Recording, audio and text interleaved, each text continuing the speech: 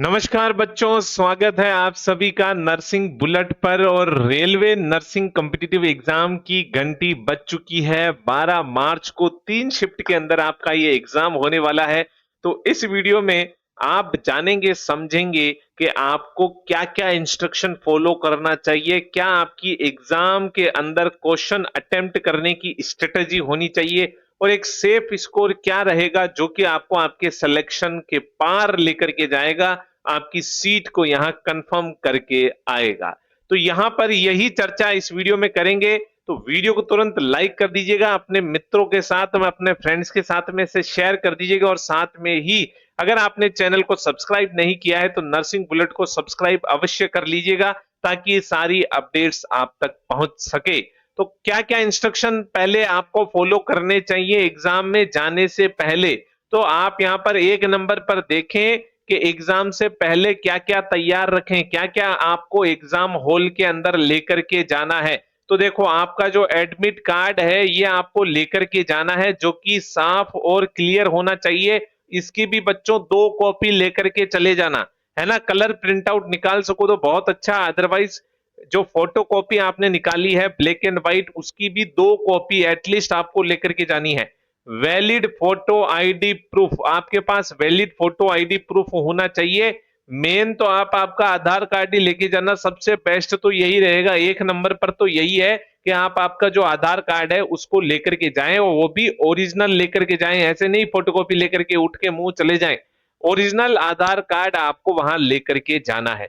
तीसरा है passport size photo. आपको जो एप्लीकेशन में आपने फोटो लगाई थी वैसी या लास्ट 6 मंथ की आपको एक लेटेस्ट पासपोर्ट साइज फोटो भी लेकर के जानी है, जिसमें आपने ना तो कोई कैप पहनी हो, ना ही कोई स्पेक्टेकल्स, ना ही कोई सन ग्लासेस पहनी हो।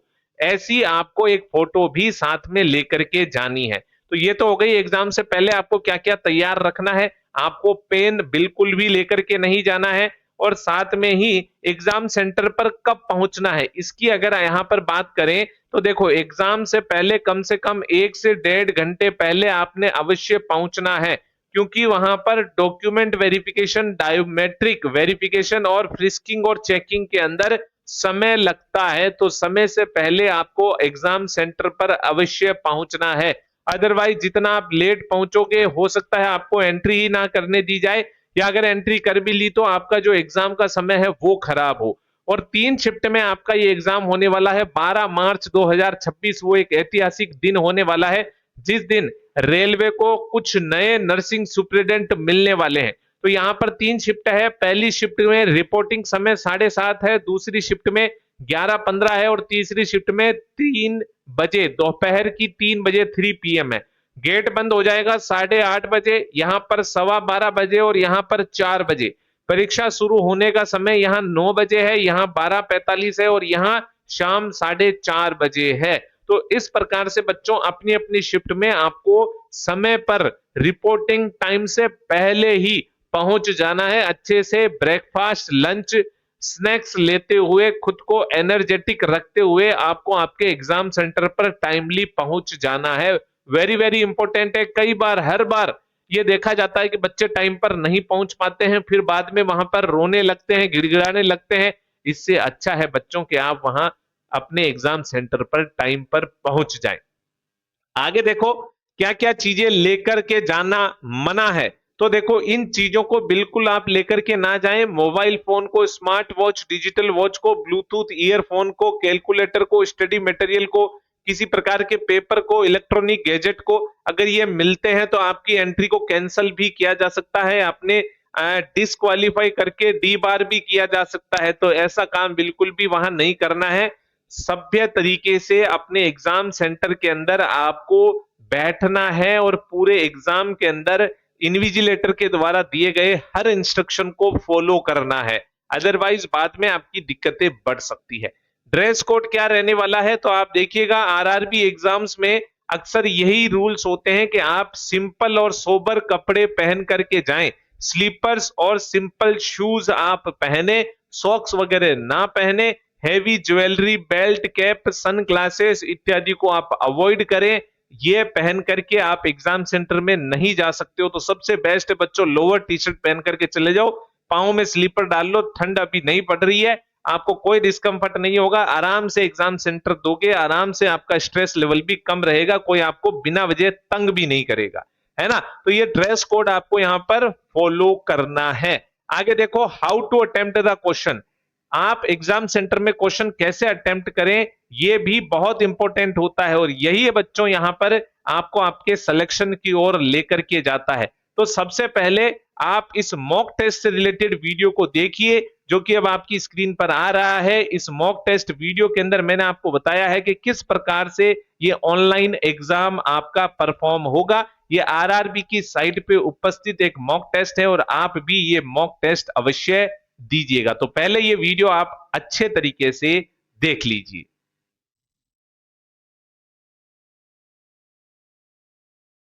आरआरबी मॉक टेस्ट अटेम्प्ट करने के लिए आपको आपके मोबाइल, आपके पीसी के अंदर गूगल क्रोम ब्राउजर को ओपन करना है और सिंपली टाइप करना है आरआरबी मॉक टेस्ट।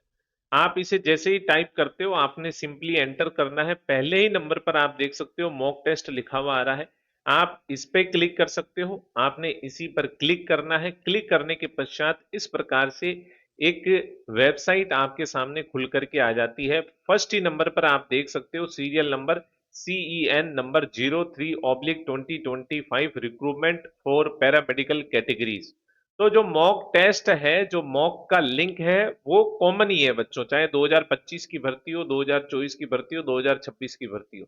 तो आपने बच्चों डायरेक्टली इस क्लिक हियर पे क्लिक कर देना है। जैसे ही आप इस पे क्लिक करते हो, यहाँ पर आप देख सकते हो जॉन स्मिथ नाम से एक कैंडिडेट का नाम यहाँ पर आपको दिखने को मिल जाता है। सिस्टम नेम आपको देखने को मिल रहा है, और लॉगिन से रिलेटेड आईडी और पासवर्ड ऑटोमेटिक फील्ड आपको देखने को मिलते हैं। आपने साइन इन के ऊपर क्लिक करना है। साइन इन पर आप क्लिक करते हो तो इस प्रकार से थोड़ा सा समय लगेगा और एक नया इंटरफेस आपके सामने खुल करके आ जाएगा। यहाँ पर देख सकते हो जॉन स्मिथ नाम का एक बच्चा है, उसका ये इंटरफेस खुल करके आया है। Please read the instruction carefully. Instruction यहाँ पर आप अलग अलग लैंग्वेजेज के अंदर भी देख सकते हो। जैसे किसी बच्चे को हिंदी में कंफर्टेबल है तो वो हिंदी के अंदर इंस्ट्रक्शन को देख सकता है।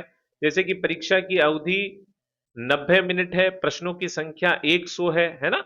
अब यहाँ इसको इंग्लिश कर लेते हैं। आगे देखो, आपने क्या करना है, there will be negative marking for wrong answer, है ना। ऑब्जेक्टिव टाइप के क्वेश्चंस रहेंगे, नेगेटिव मार्किंग रहेगी 1/3। हर गलत नंबर पर काट लिए जाएंगे। Click on save and next button after answering every question to save your answer. ये अंडरलाइन किया गया है क्योंकि बच्चों वेरी इंपॉर्टेंट पॉइंट है। आप अगर किसी क्वेश्चन का आंसर, फाइनल आंसर करना चाहते हैं तो आपको सेव एंड नेक्स्ट के बटन पर अवश्य क्लिक करना है। लैंग्वेज आप यहां पर चेंज कर सकते हो। अगर आपने इंग्लिश लैंग्वेज को ही चूज किया है तो केवल इंग्लिश के अंदर ही क्वेश्चन आपको देखने को मिलेंगे। लेकिन अगर आपने वहां इंग्लिश के अलावा किसी और लैंग्वेज को फॉर्म भरते समय चूज किया है तो आप अदर लैंग्वेजेज के अंदर भी इन क्वेश्चंस को देख सकते हो। One question will be displayed on screen eight A time. एक समय पर एक ही क्वेश्चन आपको स्क्रीन पर देखने को मिलेगा। Time available for you to complete the examination will be displayed through a countdown. एक काउंटडाउन चलता रहेगा, है ना, top right hand corner of the screen के ऊपर, ताकि आपको पता चले कि अब कितना समय बचा है। अब ये देखो, ये आपको अच्छे से समझना है भैया। ये देखो, आपको 5 इंस्ट्रक्शन दिए जा रहे हैं क्वेश्चन नंबर बॉक्स के आधार पर। ये देखो, एक है व्हाइट कलर का कलर कोड, जो कि आपको बता रहा है you have not visited the question yet, आपने अभी तक इस क्वेश्चन को देखा ही नहीं है। दूसरा है रेड कलर का, इसका मतलब है कि you have visited the question but not answered the question. तीसरा है ग्रीन कि you have answered the question, और चौथा है बच्चों you have not answered the question but have marked the question for review. आपने क्वेश्चन का आंसर भी नहीं दिया है लेकिन इसे मार्क किया है कि आप इसे दोबारा देखना चाहेंगे। और पांचवा है कि you have answered the question and marked for review, आपने क्वेश्चन का आंसर तो दिया है लेकिन उसे मार्क फॉर रिव्यू के लिए यहां पर सेव किया है। This will be considered for evaluation, ये इवेल्यूशन के लिए कंसिडर किया जाएगा। जो 5th नंबर है ये इवेल्यूशन में कंसिडर किया जाएगा। ये चीज खास तौर पर ध्यान रखना बच्चों, है ना। तो ये कलर कोड आपको यहाँ पर बहुत कुछ बता रहे हैं और आपकी एग्जाम स्ट्रेटेजी को ये अफेक्ट करने वाले हैं, तो इनको एक बार आपने अच्छे से समझ लेना है ना। तो इस प्रकार से आपके यहाँ पर कुछ महत्वपूर्ण इंस्ट्रक्शन है। बात करते हैं नेक्स्ट पर जाकर के और क्या आपके सामने आएगा, तो कुछ और इंस्ट्रक्शन आए हैं, जैसे कि जनरल एबिलिटी के 30 क्वेश्चंस आएंगे 30 मार्क्स के, और प्रोफेशनल एबिलिटी के 70 क्वेश्चन आएंगे 70 मार्क्स के, नर्सिंग के 70 क्वेश्चन है, बाकी उसके अलावा 30 क्वेश्चन है। इस प्रकार से 100 क्वेश्चन और 100 मार्क्स के आएंगे, और 90 मिनट का समय आपको यहाँ पर इन 100 क्वेश्चंस को सॉल्व करने के लिए दिया जाएगा। पीडब्ल्यूबीडी कैंडिडेट को विद स्क्राइब है तो 120 मिनट का समय दिया जाएगा। क्वेश्चन 15 लैंग्वेजेज के अंदर अवेलेबल होंगे, हर क्वेश्चन के 4 ऑप्शन होंगे, गलत आंसर करने पर आपको यहाँ पर 1/3 की नेगेटिव मार्किंग का सामना करना पड़ेगा।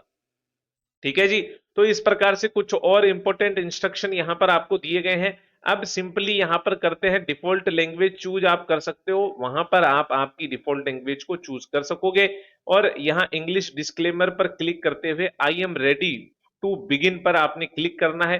फिर से ये थोड़ा सा समय लेगा और इस प्रकार से आपके सामने एक नया इंटरफेस खुल करके आ जाएगा। ये हूबहू वही इंटरफेस है बच्चों जो कि आपको एग्जाम सेंटर के अंदर देखने को मिलने वाला है। यहां देखिए टाइम लेफ्ट, कितना टाइम बचा है ये आपको बताया जा रहा है। ये जनरल एबिलिटी के क्वेश्चंस आपको 30 क्वेश्चंस इसमें देखने को मिलेंगे, प्रोफेशनल एबिलिटी के अंदर 70 क्वेश्चंस आपको देखने को मिलेंगे, है ना। तो मैं आपको राय दूंगा कि पहले आप प्रोफेशनल एबिलिटी के 70 क्वेश्चन को सॉल्व करें, फिर अगर समय बचे तो आप जनरल एबिलिटी के 30 क्वेश्चंस को सॉल्व करें, क्योंकि भैया आपने नर्सिंग करी है तो नर्सिंग के क्वेश्चन आपको हमेशा जनरल एबिलिटी के क्वेश्चन से बेहतर ही आएंगे। तो पहले आप प्रोफेशनल एबिलिटी पर ही फोकस करें, और फोकस करने का मतलब ये नहीं है कि आप जनरल एबिलिटी तक पहुंचे ही नहीं, पूरे 90 मिनट इसी में खपा दे, ऐसे नहीं करना है। आपके समय को मैनेज करते हुए आपको दोनों ही सेक्शन के अंदर इन सारे क्वेश्चंस को जरूर अटेम्प्ट करना है। अब देखो यहां पर मैं आपको क्या बता रहा था, मान लीजिए ये क्वेश्चन आपके सामने आया, मैंने इसको बी पर यहां पर टिक कर दिया, तो यहां आप देख सकते हो मैंने बी आंसर को टिक किया है, सेव एंड नेक्स्ट के ऊपर क्लिक किया है, तो ये देखो ग्रीन में कन्वर्ट हो गया। बाकी के सारे आपको व्हाइट कलर में देखने को मिल रहे हैं, इसका मतलब मैंने इन क्वेश्चन को अभी तक देखा भी नहीं है।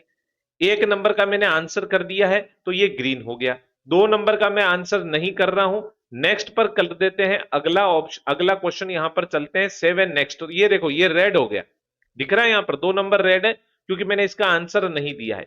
अब मैं कर देता हूं यहां पर 3 नंबर के क्वेश्चन के आंसर को टिक और मार्क फॉर रिव्यू कर देता हूं, तो ये देखो आंसर भी दे दिया और मार्क फॉर रिव्यू भी कर दिया। तो अगर ये पर्पल कलर का है ना, बैंगनी कलर का हो रहा है, इसमें ग्रीन टिक है, मतलब ये आपके आंसर के रूप में इसे कंसीडर किया जाएगा।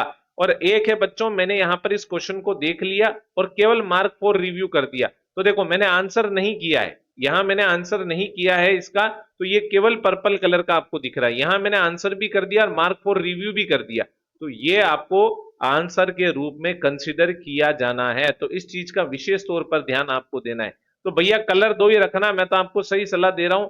लास्ट में जब 90 मिनट बचे तब दो ही टाइप के कलर होने चाहिए, या तो ग्रीन होना चाहिए या रेड होना चाहिए, या फिर आपके ये पर्पल कलर होना चाहिए। ये कलर जो है ये आपको कंफर्म करना है वापस से, जब इन सारे प्रश्नों को आप सोल्व कर लोगे उसके बाद में आपने वापस से इसके ऊपर आना है और आपको देखना है कि आप इसे फाइनली सेलेक्ट करना चाहते हो कि नहीं करना चाहते हो सकता है जब पहली बार आपने देखा हो तब आपकी मनस्थिति क्या हो, और जब दूसरी बार आप देखने आए हो तब इस प्रश्न को सॉल्व करने की मन स्थिति आपकी क्या हो। तो उसी हिसाब से बच्चों यहां पर या तो आपको क्लियर रेस्पॉन्स कर देना है, या फिर आपने इसे आंसर देते हुए सेव एंड नेक्स्ट के ऊपर क्लिक कर देना है, ताकि बच्चों आप 100% श्योर हो जाओ कि आप इस प्रश्न का आंसर देना चाहते हो या नहीं देना चाहते हो।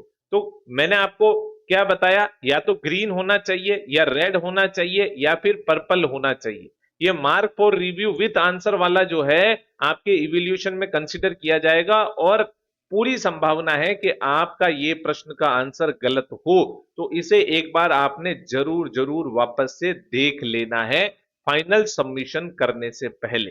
अब वापस से आते हैं बच्चों। अब तो देखा आपने बच्चों किस प्रकार से आरआरबी ने आपके लिए एक मॉक टेस्ट भी अटेम्प्ट करने के लिए सुविधा प्रदान की है। तो आप ये मॉक टेस्ट एक बार अवश्य दीजिएगा और इससे रिलेटेड जो इंस्ट्रक्शन आपको दिए गए हैं वो आपने 100% फॉलो करने हैं। अब आपने इसमें देखा बच्चों वीडियो के अंदर कि 30 क्वेश्चन अलग आपको देखने को मिलेंगे और 70 क्वेश्चंस आपको अलग देखने को मिलेंगे और इन पूरे 100 प्रश्नों को सॉल्व करने के लिए 90 मिनट का समय है और 1/3 की नेगेटिव मार्किंग भी है। तो अब आपको करना क्या है बच्चों, सबसे पहले आपको इन 70 क्वेश्चन की ओर अपनी दौड़ लगानी है। इन 70 क्वेश्चन को आपने सबसे पहले चूज करना है। कई बार ऐसा भी होता है कि दोनों के अंदर मिक्स टाइप के क्वेश्चन आपको देखने को मिलते हैं, लेकिन ऐसी पॉसिबिलिटी काफी कम है। आरआरबी ने अपने एग्जाम के स्तर को काफी ऊपर तक सुधार लिया है। तो 30 में पूरी पूरी पॉसिबिलिटी है कि general science, general knowledge, maths, reasoning इत्यादि के ही क्वेश्चन देखने को मिलेंगे और 70 नंबर के इस सेक्शन के अंदर आपको नर्सिंग के ही क्वेश्चन देखने को मिलेंगे। तो पहले इन 70 के ऊपर आपने करना है बच्चों अटैक। अब क्या होगा कि कुछ क्वेश्चन ऐसे होंगे जिनमें आपको चारों ऑप्शन के अंदर डाउट है। ये आप समझ लेना बहुत अच्छे से, चारों ऑप्शन के अंदर आपको डाउट है। कुछ क्वेश्चन ऐसे होंगे जिनमें आपको 3 ऑप्शन के अंदर डाउट है ना, 3 ऑप्शन में आपको डाउट है, कुछ में 4 ऑप्शन में आपको डाउट है। ऐसे प्रश्नों को आपने रेड कर देना है ना। क्या कर देना, रेड कर देना है। इनको देखने में भी आपको दोबारा से समय खराब नहीं करना है। जो नहीं आया है वो नहीं आएगा, आप कितना भी यहां पर जोर लगा लो, जो नहीं आया है आपको एक बार में समझ में, वो दोबारा से भी नहीं ही आएगा। तो इन्हें आपको रेड कलर का टैग दे देना है। इन पे समय आपको बिल्कुल भी खराब नहीं करना है, और करना भी है तो आखिरी के 1-2 मिनट आप खराब कर सकते हो, इससे ज्यादा समय इन प्रश्नों को आपने नहीं देना है। अब बच्चों बच्चे दो टाइप के क्वेश्चन, ऐसे जिनमें दो ऑप्शन में आपको डाउट है, और ऐसे जिनमें आपको एक ऑप्शन में डाउट है ना। किनमें, ऐसे जो 2 ऑप्शन में डाउट वाले क्वेश्चन है, और ऐसे जिनमें एक ही ऑप्शन आपका यहां पर आपको लग रहा है कि बिल्कुल करेक्ट रहेगा, कोई डाउट ऐसी कंडीशन में आपको नहीं मिल रहा है। तो आपने क्या करना है बच्चों, ये जो क्वेश्चन है, ऐसे जितने भी क्वेश्चन है उनको 100% अटेम्प्ट करना है। 2 ऑप्शन वाले और एक ऑप्शन, सिंगल ऑप्शन वाले में तो कोई सोचने की बात ही नहीं है। लेकिन अगर आप बच्चों 2 ऑप्शन तक भी जा रहे हो, है ना, 2 ऑप्शन तक भी जा रहे हो कि या तो ए होगा या बी होगा, इनको 100% आपने अटेम्प्ट करना है। चाहे इनकी संख्या कितनी भी चली जाए, चाहे पूरी की पूरी 100 चली जाए, है ना, मतलब कि पूरे के पूरे 100 क्वेश्चन के अंदर आप 2 ऑप्शन तक अगर पहुंच चुके हो तो वो 100 के 100 क्वेश्चन आपको अटेम्प्ट कर देने हैं, है ना। ये नहीं सोचना है कि मेरी अटेम्प्टिंग ज्यादा हो रही, कि मेरी अटेम्प्टिंग यहां पर कुछ ज्यादा ही पॉजिटिव में जा रही, ऐसा नहीं सोचना है। अगर 2 तक पहुंच रहे हो, ठोक के आना भाई, है ना, उसको छोड़ करके मत आना किसी और के लिए, है ना। तो 2 ऑप्शन तक आप अगर पहुंचते हो, मैं फिर से रिपीट करता हूं, 100% ऐसे क्वेश्चन को आपने अटेम्प्ट करना है।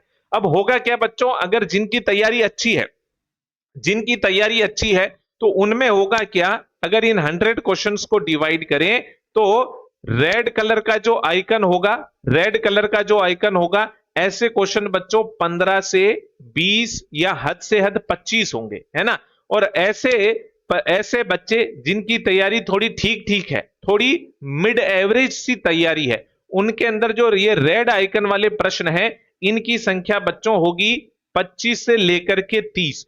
और ऐसे बच्चे जिनकी तैयारी बहुत ही निम्न स्तर की चल रही है ना, जो कि केवल यूट्यूब के भरोसे इस एग्जाम के अंदर पहुंच गए हैं, उनके अंदर आप देखोगे तो ये 40 तक भी हो सकते हैं, है ना, 40 तक भी उनके अंदर ये रेड होंगे, जिनमें 4 ऑप्शन में डाउट होगा या 3 ऑप्शन में डाउट होगा।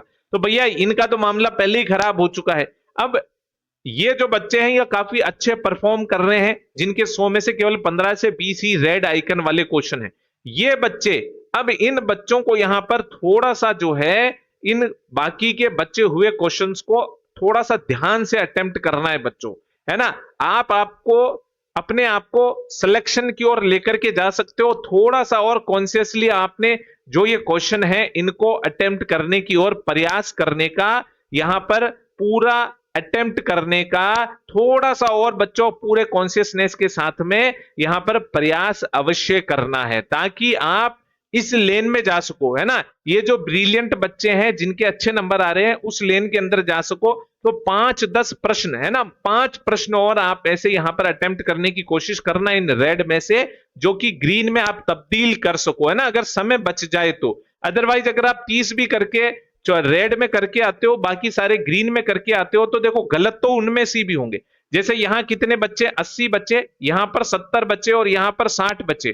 तो देखो 80 में से भी गलत होंगे, 70 में से भी गलत होंगे और 60 में से भी गलत होंगे। गलत तो फिर भी होंगे, चाहे आपने पूरे कॉन्शियसनेस के साथ किया हो, गलत होने की पॉसिबिलिटी फिर भी यहां पर बचने वाली है ना, क्योंकि कई बार आपका आंसर अलग होता है, बोर्ड का आंसर अलग होता है। तो ये भी ऐसे 2-5 क्वेश्चन तो ऐसे फंस जाते हैं। तो आपको पूरा प्रयास करना है कि मैक्सिमम यहां पर आप अटेम्प्ट कर सकें। और भैया ये जो बच्चे हैं, ये तो आप कुछ भी करो, इनका तो कोई कुछ नहीं कह सकता। आपको तो दोबारा जो है आपकी तैयारी करनी ही पड़ेगी। आपको एग्जाम सेंटर के अंदर ही ये चीज मन में तो एटलीस्ट फील ही हो जाएगी। बाहर आकर के चाहे आप सबको यही कहें कि ठीक हुआ, लेकिन अपने मन को तो पता चल ही जाता है। अब यहां पर आपको डिमोलराइज होने की आवश्यकता बिल्कुल नहीं है, किसी को आवश्यकता नहीं है बच्चों, क्योंकि यहां पर एक खास चीज और होती है बच्चों, और वो खास चीज क्या है? नॉर्मलाइजेशन, है ना। नॉर्मलाइजेशन रेलवे एग्जाम के अंदर होता है, जहां तीनों शिफ्ट के बच्चों के रिजल्ट को अफेक्ट किया जाता है। और जिस शिफ्ट के अंदर इजी क्वेश्चन आए उस शिफ्ट से बच्चे कम सेलेक्ट होते हैं, और जिस शिफ्ट के अंदर हार्ड क्वेश्चन आए उस शिफ्ट से बच्चे ज्यादा सेलेक्ट होने की पॉसिबिलिटी बढ़ जाती है। तो किसी को भी बच्चों यहां पर कभी भी हार नहीं माननी है। अंतिम सिलेक्शन जिसका होता है वही विजेता कहलाता है। ये चीज अपने दिमाग में अवश्य रखनी है। तो नॉर्मलाइजेशन होगा तो इसका आपके रिजल्ट पर बहुत ही खतरनाक इफेक्ट पड़ता है। रेलवे के एग्जाम के अंदर तो खास तौर पर नॉर्मलाइजेशन काफी बुरी तरीके से एग्जाम के रिजल्ट को प्रभावित करता है। तो आपको बिल्कुल भी आप होपलेस होने की आवश्यकता नहीं है, चाहे आप तीनों में से किसी भी कैटेगरी में हो। अब बात करते हैं बच्चों एक सेफ स्कोर की, और सेफ स्कोर की बात करेंगे कैटेगरी वाइज। तो बच्चों अगर आप जनरल कैटेगरी में हैं, अगर आप ओबीसी कैटेगरी में हैं, अगर आप एससी में हैं, एसटी में हैं या फिर ईडब्ल्यूएस में हैं, तो आपकी अटेम्प्टिंग किस प्रकार की होनी चाहिए, कितने क्वेश्चन आपको मिनिमम टू मिनिमम इस कंपटीशन के दौर को देखते हुए अटेम्प्ट करना चाहिए। तो बच्चों अगर आपने ऐसे जोन से फॉर्म फिलअप किया है जहां सीटों की संख्या अच्छी है ना, उसकी बात मैं यहां करने वाला हूं। जो सीटों की संख्या ही 5-10 है तो भैया वहां तो मामला किधर भी किसी भी और जा सकता है ना, किसी का भी सिलेक्शन हो सकता है। लेकिन अगर थोड़ी ठीक ठाक आपके जोन के अंदर सीटों की संख्या है, तो यहां अगर देखें, अगर आप जनरल कैंडिडेट है तो कम से कम भी देखी जाए बच्चों तो आपकी 75 से लेकर के 80 अटेम्प्टिंग तो होनी ही चाहिए। अब गलत इसमें से भी होंगे, ये देखना आप, तो 75 टू 80 तो अटेम्प्टिंग आपकी होनी ही होनी चाहिए। ओबीसी की बात करें बच्चों, तो अगर आप ओबीसी कैंडिडेट हैं तो आपकी यहां पर 75 से लेकर के और 77 तक अटेम्प्टिंग होनी होनी, क्योंकि ओबीसी को पीछे रहने वाली आजकल कैटेगरी नहीं रह गई है बच्चों। ओबीसी के अंदर बहुत ज्यादा बच्चे सेलेक्ट होते हैं और ये पूरे पावर के साथ में जनरल की सीटों को यहां पर ग्रैब करते हैं। तो ओबीसी वाले बच्चे भी यहां सतर्क रहें, है ना, सावधान रहें, सतर्क रहें। 75 तो मिनिमम आपकी अटेम्प्टिंग होनी चाहिए। एससी की बात करें बच्चों, अगर अच्छी जोन से अच्छी सीटों वाली संख्या से आपने अगर फॉर्म को फिलअप किया है तो एटलीस्ट बच्चों आपकी 68 से लेकर के 70 तक तो अटेम्प्टिंग होनी ही होनी चाहिए, है ना, जो कि आपके सिलेक्शन को यहां पर एंश्योर करती है। चाहे जनरल में हो जाए चाहे एससी में हो जाए, सिलेक्शन आपका हो जाएगा अगर 78 से 70 की अटेम्प्टिंग रही है तो। एसटी में बात करें बच्चों तो 64 से लेकर के अगर 65 तक, है ना, 64 65 मान के चले, अगर आप इतने अटेम्प्ट कर रहे हो और ये सारे ग्रीन है, ये 2 ऑप्शन और 1 ऑप्शन तक है, तो पूरे पूरे चांस है बच्चे के आपके सिलेक्शन हो जाएंगे, चाहे नॉर्मलाइजेशन लगा दे फिर भी आपके सिलेक्शन होने की पूरी पूरी पॉसिबिलिटी बन रही है। ईडब्ल्यूएस की बात करें तो ये कर लेते हैं बच्चों 67 से लेकर के 69 तक। तो मोटा मोटी जब आप एवरेज निकालोगे तो आपका 70 का एवरेज निकल करके आएगा, है ना, 70 का एवरेज निकल करके आएगा। तो 70 तो बच्चों आप मान के चलो, आपके दिमाग में फिट कर लेना, ये कांटा तो आपको पहुंचाना ही पहुंचाना है। अब इस 70 के अंदर जितने बच्चों के क्वेश्चन आंसर के रूप में ग्रीन होंगे, मैं क्या कह रहा हूं, ग्रीन होंगे, उनके सिलेक्शन के चांसेस उतने ही ज्यादा होंगे। तो आपको ये सारी चीजें आपके दिमाग के अंदर अवश्य रखनी है और इतनी मिनिमम अटेम्प्टिंग तो आपको करके ही आनी है ना। तो भैया ये सब आप यहां पर समझ पाए हैं, और अगर इन्हें आप इंप्लीमेंट कर पाते हैं तो आपको आपके सिलेक्शन की ओर लेकर के जाने से कोई नहीं रोक सकता। आगे मैं आपको लास्ट में बताना चाहूंगा कि नर्सिंग बुलेट की तरफ से पूरे आत्मविश्वास के साथ में आप परीक्षा दें, और बेस्ट ऑफ लक आपको। नर्सिंग बुलेट की तरफ से बहुत बहुत शुभकामनाएं हैं। नर्सिंग बुलेट फैमिली यही चाहती है कि हर बच्चा सेलेक्ट हो और अपना 100% देकर के आए। बाकी देखो, भगवान और आरआरबी बोर्ड के ऊपर है कि नॉर्मलाइजेशन के पश्चात आपका रिजल्ट किस प्रकार से आएगा। जैसे ही एग्जाम होगा आपको यहाँ पर एग्जाम पेपर के बारे में भी हम बताएंगे, साथ में नॉर्मलाइजेशन कैसे इफेक्ट करेगा ये भी बताएंगे, और कट ऑफ की जानकारी भी इसी चैनल पर आपको मिलने वाली है। तो वीडियो को लाइक करिएगा, सारे ऐसे परीक्षार्थियों के साथ में शेयर करिएगा जो कि एग्जाम देने जा रहा है। और अगर आपकी फिर भी कोई क्वेरी बनती है तो आप हमें व्हाट्सएप के ऊपर कांटेक्ट कर सकते हैं। नंबर है 96021250135055। और साथ में फेसबुक, इंस्टाग्राम और टेलीग्राम के ऊपर भी नर्सिंग बुलेट पूरी तरीके से उपलब्ध है। मिलते हैं बच्चों अगले वीडियो में। एक बार फिर से नर्सिंग बुलेट फैमिली की तरफ से आप सभी को very very best of the luck. धन्यवाद। जय हिंद।